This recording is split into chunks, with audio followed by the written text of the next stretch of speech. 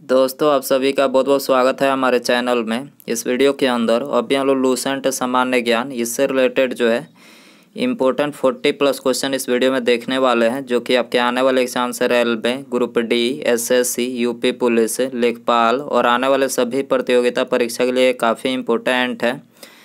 तो दोस्तों आप इस वीडियो को बहुत ध्यान से लास्ट तक देखिए। चैनल पर नया है तो चैनल को सब्सक्राइब कर बेल आइकन यानी जो घंटी का निशान है इसे ज़रूर से ऑन कर दें, ठीक है। और ये टोटल जो 40+ क्वेश्चन है, आप इनमें से कितने क्वेश्चन सही कर पाते हैं अपना स्कोर कमेंट बॉक्स में ज़रूर बताएं। तो चलिए शुरू करते हैं। देखिए यहाँ पर हमारा पहला क्वेश्चन दिया गया है, समान डेटा प्रकार के संलग्न यानी क्वांटिजियस डेटा के एक सेट को क्या कहा जाता है।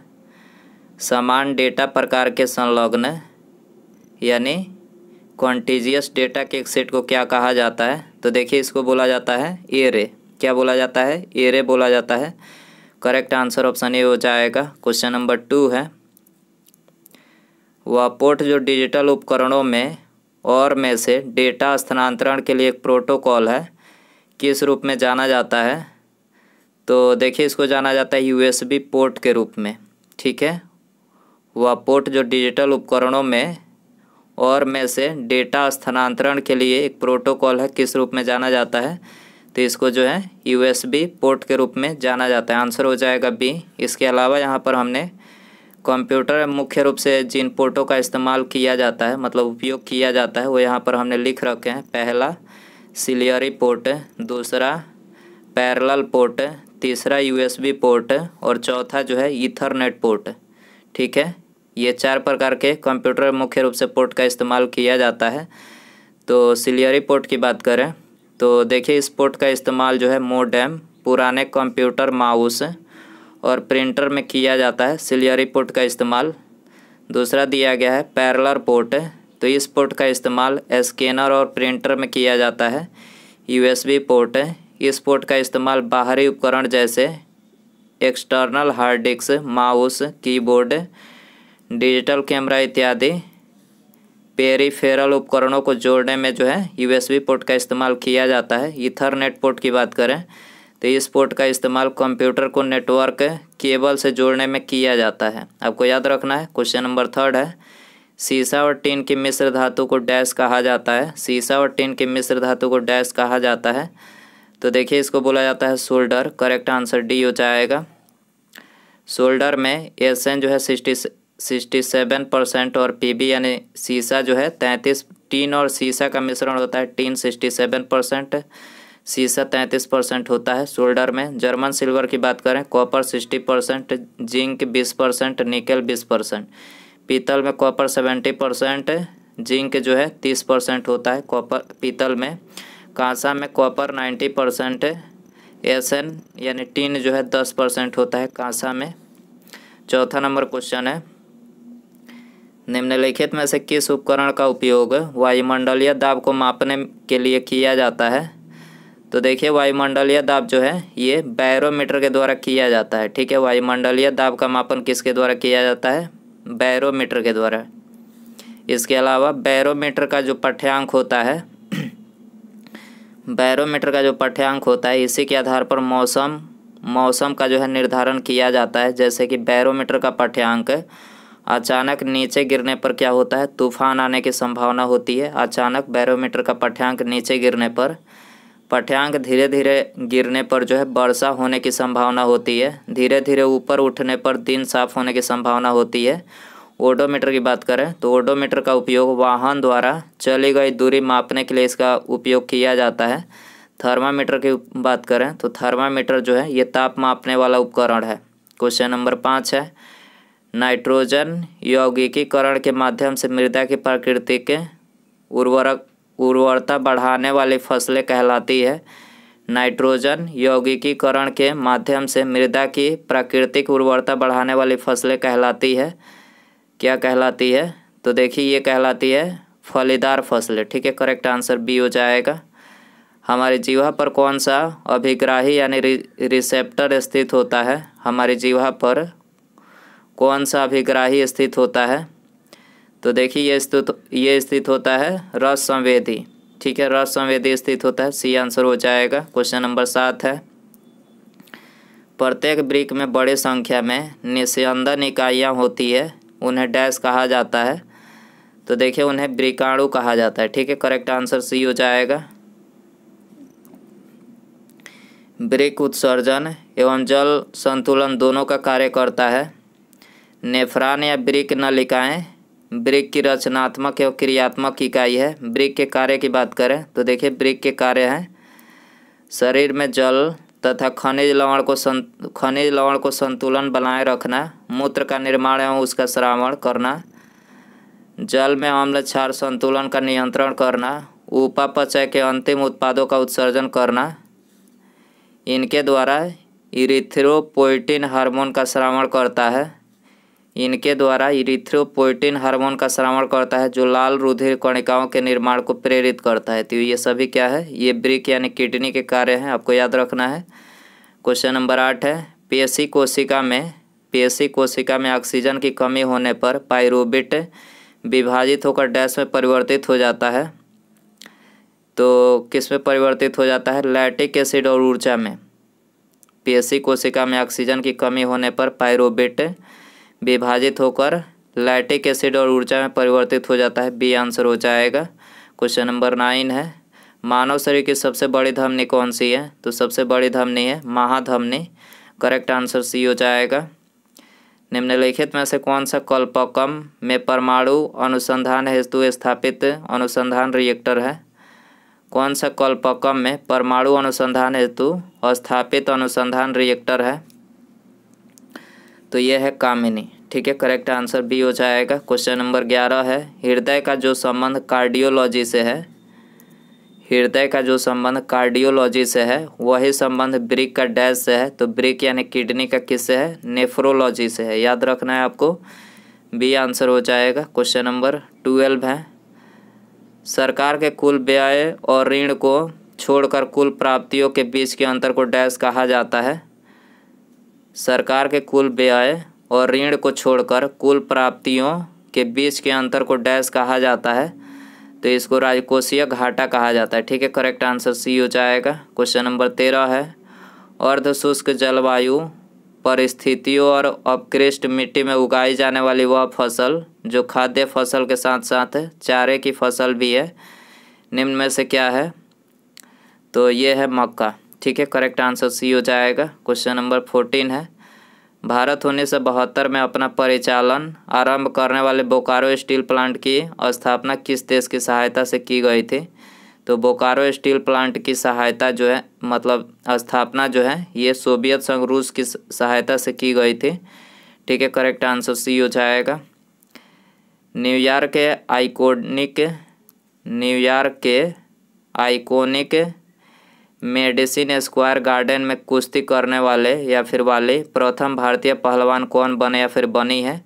तो ये बनी है बजरंग पूनिया। ठीक है, करेक्ट आंसर बी हो जाएगा। क्वेश्चन नंबर 16 है क्षेत्रीय हवाई संपर्क को सस्ता और सुविधाजनक बनाने के लिए संचालित योजना का नाम क्या है। क्षेत्रीय हवाई संपर्क को सस्ता और सुविधाजनक बनाने के लिए संचालित योजना का नाम क्या है। तो संचालित योजना का नाम है उड़ान। करेक्ट आंसर सी हो जाएगा। नीति आयोग के पहले अध्यक्ष कौन थे। नीति आयोग के पहले अध्यक्ष थे श्री नरेंद्र मोदी जी। ठीक है, करेक्ट आंसर सी हो जाएगा। नीति आयोग की बात करें तो 1 जनवरी 2015 को योजना आयोग के स्थान पर केंद्रीय मंत्रिमंडल के एक संकल्प पर नीति आयोग का गठन किया गया। नीति आयोग के अध्यक्ष भारत के प्रधानमंत्री होते हैं। पदेन अध्यक्ष इनको बनाया जाता है। जो भी प्रधानमंत्री होगा वही जो है नीति आयोग के अध्यक्ष होंगे। नीति आयोग की शासी परिषद में भारत के 28 राज्यों और केंद्र शासित प्रदेशों दिल्ली और पुदुचेरी के मुख्यमंत्री शामिल है। इंटरनेशनल एटॉमिक एनर्जी एजेंसी का सृजन किस वर्ष किया गया था। तो देखिए ये किया गया था 1957 में। करेक्ट आंसर ये हो जाएगा। कोरोना वैक्सीन की खोज सबसे पहले किस देश में हुई थी। कोरोना वैक्सीन की खोज सबसे पहले रूस में किया गया था। ठीक है, सी आंसर हो जाएगा। निम्नलिखित में से किसने संथाल विद्रोह और 1857 के विद्रोह के दौरान अंग्रेजों की सहायता की थी। संथाल विद्रोह और 1857 के विद्रोह के दौरान जो है अंग्रेजों की सहायता किसने की थी। महाराजा मोहताब चंद मेहताब चंद, महाराजा मेहताब चंद ने की थी, डी आंसर हो जाएगा। अंतरिक्ष अनुसंधान के लिए भारतीय राष्ट्रीय समिति का गठन कब किया गया था? अंतरिक्ष अनुसंधान के लिए भारतीय राष्ट्रीय समिति का गठन कब किया गया था? 1962 में किया गया था। करेक्ट आंसर डी हो जाएगा। भारतीय अंतरिक्ष अनुसंधान संगठन की स्थापना जो है 15 अगस्त 1969 यानी इसरो की स्थापना 15 अगस्त 1969 में की गई थी। भारत का पहला उपग्रह आर्यभट्ट जो कि 19 अप्रैल 1975 को सोवियत संघ द्वारा अंतरिक्ष में छोड़ा गया था। याद रखना है आपको। क्वेश्चन नंबर 22 है, लोकप्रिय काल्पनिक उपन्यास चंद्रकांता की रचना किसने की थी? वेरी इंपॉर्टेंट क्वेश्चन है, पूछा जाता है। चंद्रकांता की रचना किसने की थी? देविका नंदन खत्री ने, देविका नंदन खत्री ने की थी। सी आंसर हो जाएगा। 23 है, नवंबर 1944 में सांप्रदायिक समस्याओं पर गांधी जी ने चर्चा विफल होने के बाद एक न्यायिक ढांचे में सांप्रदायिक समस्या की जांच करने के लिए गैर पक्षीय सम्मेलन की स्थायी समिति द्वारा कौन सी समिति नियुक्त की गई थी? तो देखिए ये नियुक्त की गई थी सुप्रू समिति। ठीक है, करेक्ट आंसर ये हो जाएगा। Economy of permanence, economy of permanence के लेखक कौन है? तो देखिए इसके लेखक हैं जे.सी. कुमारप्पा। सी आंसर हो जाएगा। द्वितीय पंचवर्षीय न्याय प्रारूप किसने तैयार किया था? दूसरी जो पंचवर्षीय न्याय थी इसका प्रारूप किसने तैयार किया था?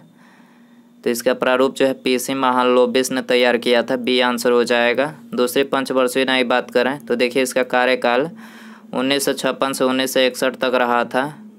प्रथम पंचवर्षीय योजना का मुख्य लक्ष्य कृषि क्षेत्र था, जबकि द्वितीय पंचवर्षीय योजना का मुख्य केंद्र बिंदु औद्योगिक उत्पादों तथा सार्वजनिक क्षेत्र की वृद्धि करना था। इस योजना का लक्ष्य तीव्र औद्योगिकरण था। ठीक है, याद रखना है आपको।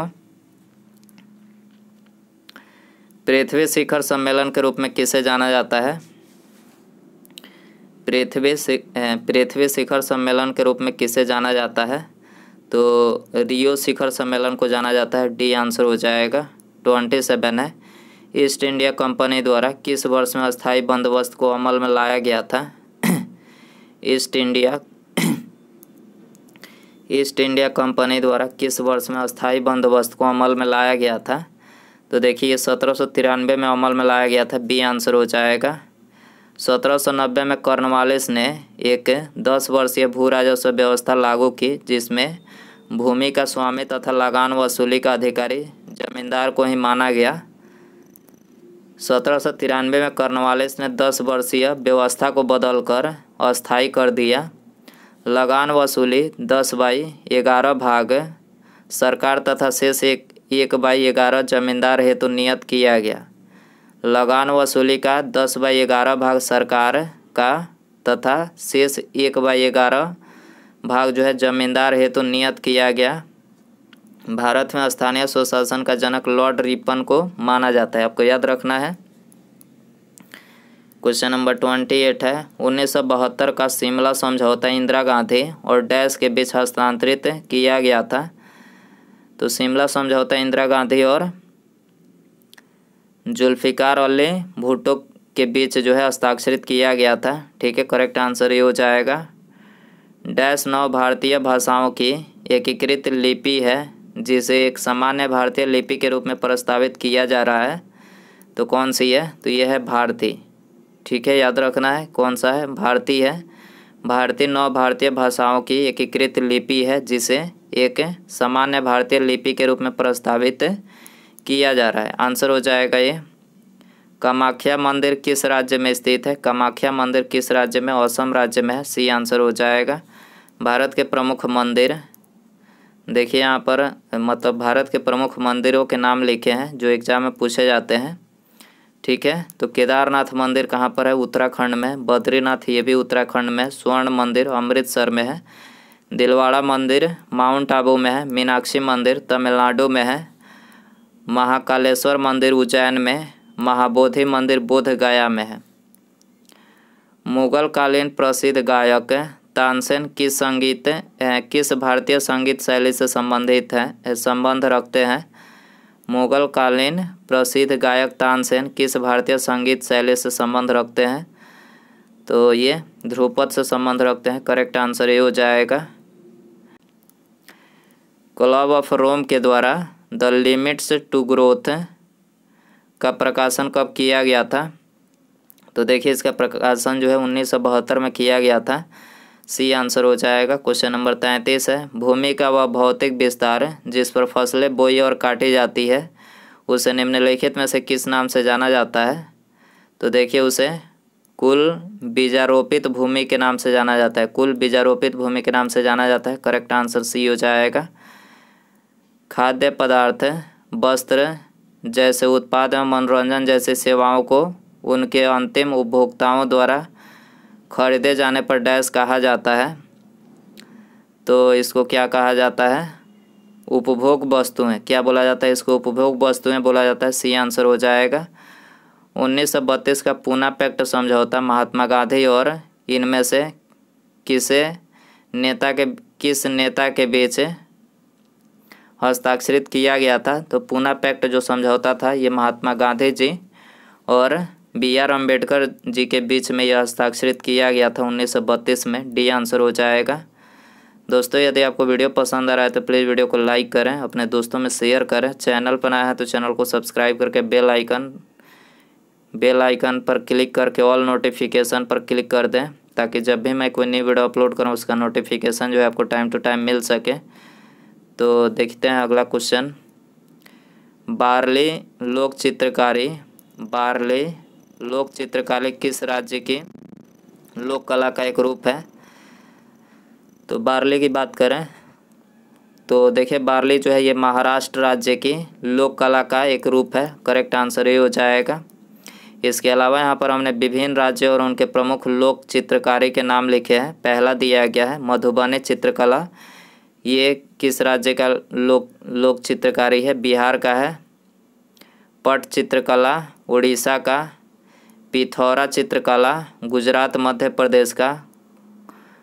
कलमकारी चित्रकला आंध्र प्रदेश का।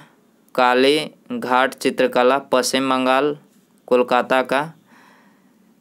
चिकनकारी चित्रकला उत्तर प्रदेश का। तंजौर चित्रकला तमिलनाडु का। फुलकारी चित्रकला पंजाब का। याद रखना है आपको। डेविस कप की तरह महिलाओं के लिए किस टूर्नामेंट का आयोजन किया जाता है? डेविस कप की तरह महिलाओं के लिए किस टूर्नामेंट का आयोजन किया जाता है? तो ये फेड कप का आयोजन किया जाता है। बी आंसर हो जाएगा। क्वेश्चन नंबर 38 है, निम्नलिखित में से कौन सा उद्योग सर्वाधिक रोजगार प्रदान करता है? कौन सा उद्योग सर्वाधिक रोजगार प्रदान करता है? तो ये है वस्त्र उद्योग। ठीक है, वस्त्र उद्योग जो है सबसे ज़्यादा रोजगार प्रदान करता है। हिमालय की सबसे ऊंची चोटी पर चढ़ने वाला प्रथम भारतीय कौन था? हिमालय की सबसे ऊंची चोटी पर चढ़ने वाला प्रथम भारतीय तेंजिंग नोरगे थे। तेंजिंग नोरगे प्रथम भारतीय थे। बी आंसर हो जाएगा। नौसेना का पूर्वी कमान कहाँ है? नौसेना का पूर्वी कमान कहाँ है? तो ये विशाखापट्टनम में है। करेक्ट आंसर बी हो जाएगा। क्वेश्चन नंबर 41 है, लोकसभा में कम से कम कितने सत्र बुलाए जाते हैं? लोकसभा में कम से कम कितने सत्र बुलाए जाते हैं? कम से कम जो है वर्ष में 2 बार सत्र बुलाए जाते हैं लोकसभा में। तो बी आंसर हो जाएगा। उसके बाद यहाँ पर हमारा अगला क्वेश्चन है, किस जानवर का दूध पीते ही इंसान मर जाता है? देखिए काफ़ी इंटरेस्टिंग क्वेश्चन है ये। किस जानवर का दूध पीते ही इंसान मर जाता है? तो देखिए काफ़ी इंटरेस्टिंग सवाल है ये आप सभी के लिए। तो शेरनी का दूध जो होता है इसको पीते ही इंसान क्या हो जाता है? मर जाता है। याद रखना है आपको। तो दोस्तों ये थे लूसेंट सामान्य ज्ञान के इंपॉर्टेंट 40+ क्वेश्चन। आई होप कि ये वीडियो आपको पसंद आया रहेगा। पसंद आया तो प्लीज़ वीडियो को लाइक करें, दोस्तों में शेयर करें। चैनल पर आया है तो चैनल को सब्सक्राइब करके बेल आइकन यानी जो घंटे का निशान है उसे ऑन करके ऑल नोटिफिकेशन पर क्लिक कर दें, ताकि जब भी मैं कोई नई वीडियो अपलोड करूं उसका नोटिफिकेशन जो है आपको टाइम टू टाइम मिल सके। ठीक है, तो मिलते हैं अगले वीडियो में। नमस्कार, जय हिंद, जय भारत।